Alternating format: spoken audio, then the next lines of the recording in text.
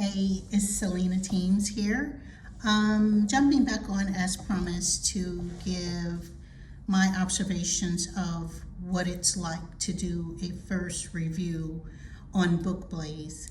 So in the last video, I mentioned that I did some research, came across a variety of book review tools, and Bookblaze was then BookBite and highly recommended by the reviewer. So I checked it out. Turns out the hype is true. So I went onto the platform, signed up for an account, and selected a book to review. I selected a book that is about self-publishing. It's called the Amazon Self-Publishing Guidebook by Richard Abbott. And I had to go through a questionnaire in order to be approved to review his book, which I thought was really cool because it allows you the author, to get a sense of, is this a person who is seriously going to give a review, and give you a sense of what kind of reviews they've done in the past, if they have. So in this instance, I said, no, I have not done any reviews in the business and money genre, and I did, but it was on Audible. But for purposes of getting through the questionnaire, I just quickly answered the questions and I was approved. There was a 24-hour window that the publisher had to approve my request or not, and it came through rather quickly, which gave me 4 days to do the review. And that review deadline was this morning at about 7:45 a.m. And it goes by the time that you are accepted to do the review. So I missed the deadline. I came in here at about 8:45 to copy paste the review content that I had written into Amazon, went into Bookblaze and found that, oh shoot, that deadline was missed by an hour. So I was prepared to take the L, right? Because I wasn't doing it only to get the coins. That, back up a little bit.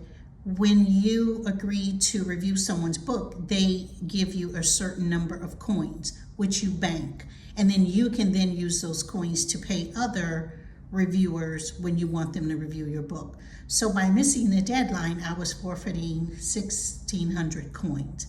And for me, that wasn't a huge deal. It wasn't a big deal at all, frankly, because I wasn't doing it to get the coins. I was doing it to take myself through the process so that I could see how it works, and to be able to articulate that for others, right? So ready to take the L, I went in, I did the review, I clicked the buttons, and I found that Bookblaze gives you another 24-hour window past the deadline in which to get your review submitted.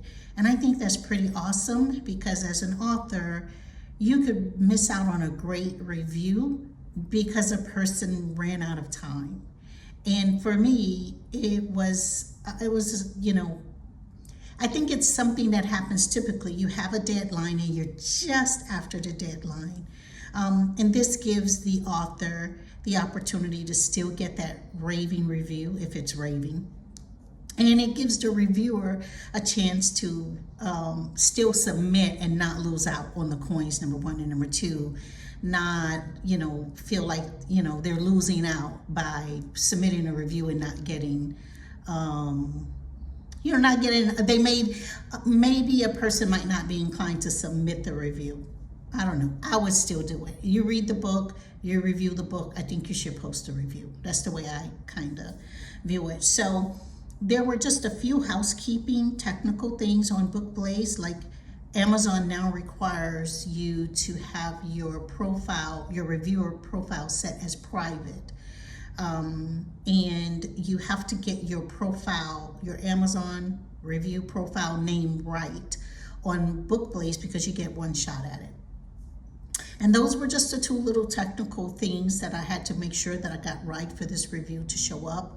I don't see it yet. I guess it's in process.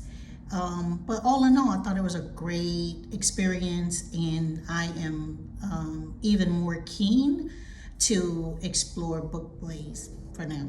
So thanks for listening.